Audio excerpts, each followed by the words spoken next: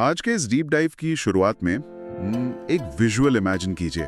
Screen पर एक बहुत ही पारंपरिक वो जो लाल धागे वाली कुंडली होती है ना, जिसपे 36 गुण लिखे हैं, वो जल रही है और उस आग के पीछे से एक बहुत ही कॉम्प्लेक्स मॉडर्न रिलेशनशिप का चार्ट उभरकर सामने आ रहा है। बहुत ही इंटरेस्टिंग और पावरफुल इमेज है ये, और सच कहूँ तो आज के समय की सच्चाई भी यही है। बिल्कुल, एक बहुत ही वार्म वेलकम हमारे सभी सुनने वालों का।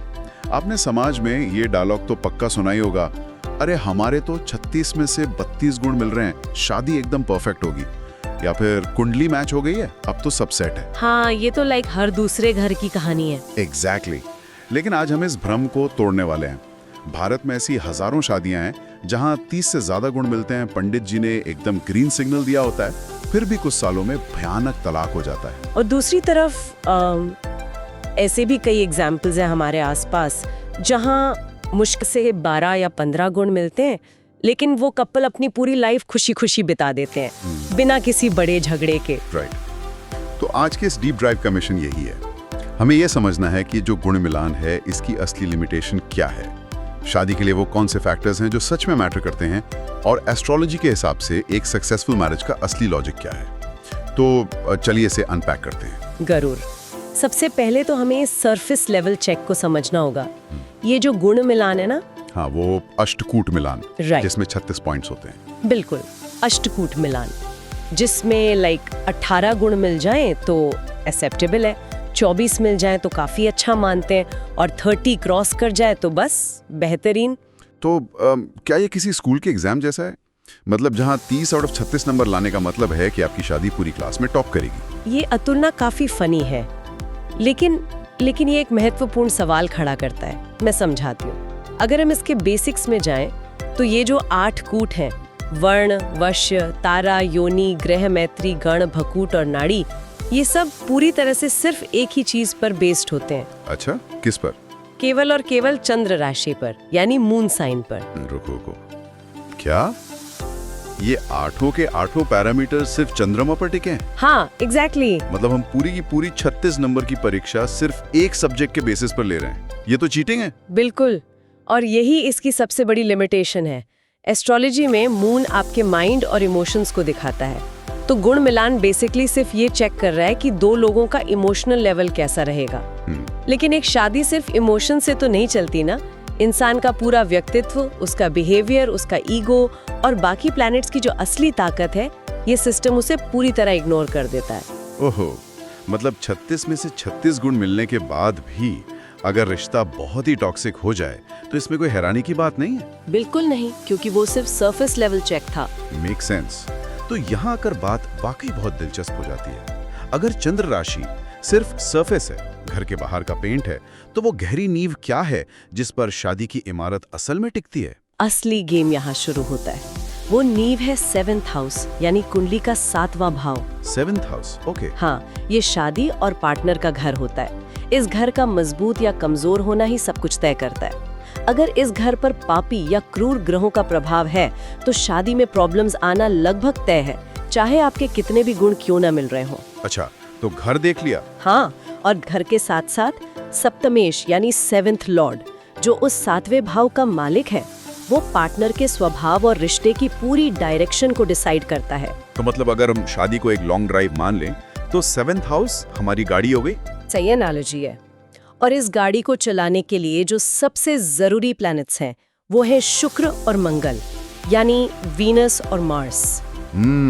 शुक्र और मंगल का क्या रोल है? शुक्र प्यार, रोमांस और अट्रैक्शन का कारक है। अगर किसी का शुक्र कमजोर है, तो वो रिश्ता बहुत जल्दी नीरस और ड्राई हो जाएगा। तो शुक्र हो गया गाड़ी का फ्यूल, पेट्रोल, जिसके बिना गाड़ी आगे बढ़ेगी ही नहीं। एग्जैक्टली। और मंगल है आपकी एनर्जी, आपका ईगो। ओके। अगर दोनों पार्टनर्स की मंगल की एनर्जी में बहुत बड़ा मिसमैच है, तो भयंकर लड़ाई झगड़े होते हैं। इसीलिए मंगल का मिलान, जिसे मांगलिक मैचिंग कहते हैं, वो इतना जरूरी होता है। बाप रे। तो मतलब अगर शुक्र फ्यूल है, तो मंगल उस इंजन की हीट है। इंजन बहुत ठंडा हुआ तो भी गाड़ी नहीं चलेगी, और ओवरहीट हो गया तो आग लग जाएगी। मुझे ये एनालॉजी बहुत पसंद आ रही है। मुझे भी आपका ये उत्साह बहुत पसंद आ रहा है। और अगर हम इसी एनालॉजी को आगे बढ़ाएं, तो राहु और केतु क्या होंगे?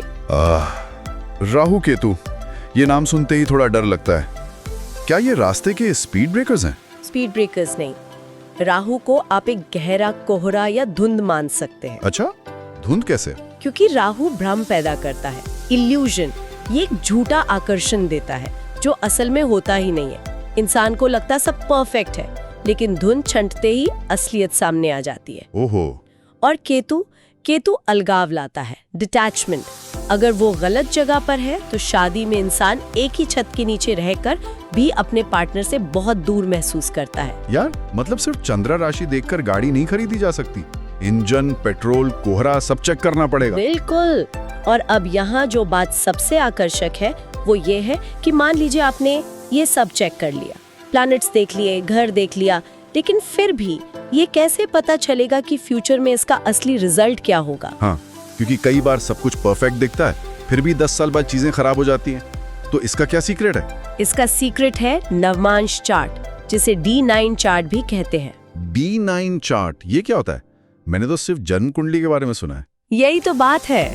जन्म कुंडली सिर्फ एक वादा है, एक प्रॉमिस कि आपकी लाइफ में ये पोटेंशियल है, लेकिन D9 चार्ट उस वादे का असली परिणाम है, उसका रिजल्ट। मतलब जन्म कुंडली ट्रेलर है और D9 चार्ट पूरी फिल्म है। बहुत सही पकड़ा। अगर D9 चार्ट मजबूत है तो चाहे जन्म कुंडली में थोड़ी प्रॉब्लम हो, शादी स्टेबल रहेगी। लेकिन अगर D9 चार्ट बिगड़ गया तो जन्म कुंडली कितनी भी अच्छी हो, रिश्ता नहीं टिकेगा। वाह, ये तो बहुत ही अंडररेटेड हथियार है एस्ट्रोलॉजी का। और एक और एडवांस्ड रहस्य है जो 90% लोग नहीं जानते। अरे, एक और सीक्रेट बताइए। वो है दशा, यानी टाइम पीरियड। टाइम पीरियड मतलब आपकी लाइफ का कौन सा फेज चल रहा है? एग्जैक्टली। अगर किसी की शादी एक गलत दशा में होती है, मतलब उस वक्त किसी ऐसे प्लैनेट का टाइम चल रहा है जो शादी के लिए अच्छा नहीं है, तो सब कुछ सही होने के बावजूद, चार्ट अच्छे होने के बावजूद प्रॉब्लम्स आ सकती हैं। Wait, seriously? तो इसका मतलब है कि टाइमिंग सारे के सारे गणित को बदल सकता है? बिल्कुल, समय से बड़ा कोई फैक्टर नहीं है। ये तो सच में माइंड ब्लोइंग है। लेकिन अगर हम थोड़ा प्रैक्टिकल रियलिटी की तरफ आएं, ये सारा जो ज्योतिषीय ज्ञान है, ये हमारी रोजमर्रा की जिंदगी पे कैसे लागू होता है, खास तौर पर आजकल के लव मैरिज और अरेंज मैरिज वाले डिबेट में? देखिए, एस्ट्रोलॉजी में एक चीज होती है मेंटल कंपैटिबिलिटी, मानसिक अनुकूलता। यहाँ सिर्फ चंद्रमा का होना काफी नहीं है, यहाँ बुध का तालमेल बहुत जरूरी है। बुध यानी मर्क्यूरी? हाँ, बुध कम्युनिकेशन का कारक है। अगर दो लोगों में बुध का मिसमैच है तो वो एक दूसरे से ठीक से बात ही नहीं कर पाएंगे। एक कुछ कहेगा, दूसरा कुछ और समझेगा, और ये जो कम्युनिकेशन गैप है ना, ये दूरियां बढ़ाता है। Make sense. और अगर मैं अपने सोर्सेज की बात करूं तो love marriage versus arrange marriage के लॉजिक को लेकर एक बड़ा इंटरेस्टिंग ऑब्जर्वेशन है। अच्छा, वो क्या? सोर्सेज के अकॉर्डिंग लव मैरिज में अक्सर अट्रैक्शन बहुत ज्यादा होता है, यानी शुक्र बहुत स्ट्रांग होता है, लेकिन लोग प्रैक्टिकल कंपैटिबिलिटी को अनदेखा कर देते हैं। बिल्कुल। और अरेंज मैरिज में इसका उल्टा होता है। वहां बैकग्राउंड, फैमिली, प्रैक्टिकल चीजें यानी अनुकूलता जांची जाती है, लेकिन वो जो इमोशनल कनेक्शन है, प्यार है, वो बाद में आता है। एकदम सही। तो इस सब का असल मतलब क्या है? हाँ, बॉटम लाइन क्या है? बॉटम लाइन ये है कि सबसे बेहतरीन शादी वो है जहां लव और लॉजिक दोनों का संगम हो। Love plus logic. हाँ, क्योंकि अंततः एस्ट्रोलॉजी में जो शादी फेल होने के कारण होते हैं ना, जैसे कमजोर 7वां भाव या पीड़ित शुक्र, वो असल जिंदगी में कैसे दिखते हैं? कैसे? वो असल जिंदगी में भयंकर ईगो, कम्युनिकेशन की कमी और उम्मीदों के टूटने के रूप में सामने आते हैं। ग्रह कोई जादू नहीं कर रहे, वो सिर्फ हमारे बिहेवियर को ट्रिगर कर रहे हैं। तो अगर मैं इस पूरे डीप डाइव को समराइज करूं, तो परफेक्ट मैचिंग का असली फॉर्मूला 36 गुण मिलाना नहीं है। बिल्कुल नहीं। बल्कि फॉर्मूला ये है गुण मिलान प्लस पूरी जन्म कुंडली का एनालिसिस प्लस D9 चार्ट और सबसे इंपॉर्टेंट आपकी प्रैक्टिकल कंपैटिबिलिटी। एकदम परफेक्ट समरी है ये। तो आज हमने उस सबसे बड़े मिथक को तोड़ दिया है कि ज्यादा गुण मतलब सक्सेसफुल शादी और कम गुण मतलब फेल शादी।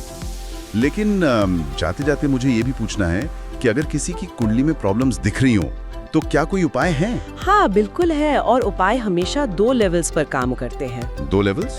प्रैक्टिकल उपाय और ज्योतिषीय उपाय।